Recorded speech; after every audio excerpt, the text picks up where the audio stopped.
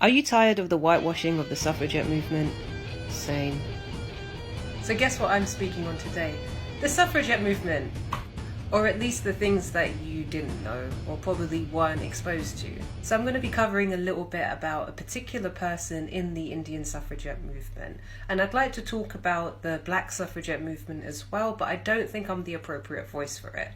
However, I will encourage you to find educators and people who are talking about it just so you can get a bit more awareness. Now this video is going to mainly focus on Sophia, but I do encourage you to look up more black feminists such as Ida B. Wells or Mary Church Terrell, who were both daughters of former slaves. Mary in particular has one of my favourite quotes, "Lifting as we climb." Mary was someone who persuaded black men to support black women in their work while they were being sidelined by the suffragette movement. Now, if you're like me and you notice the erasure of people of colour, then you kind of understand how this suffragette movement can be a little bit hard to talk about. I kind of want to just remind people that we were present despite the erasure.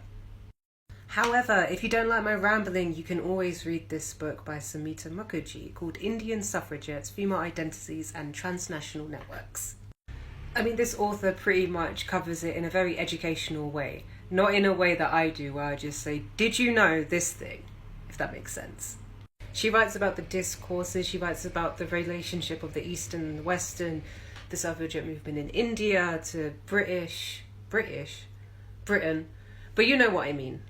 Basically, if you wanted more, there you go. So let's get cracking. Who is Sophia Duleep Singh? Iconic.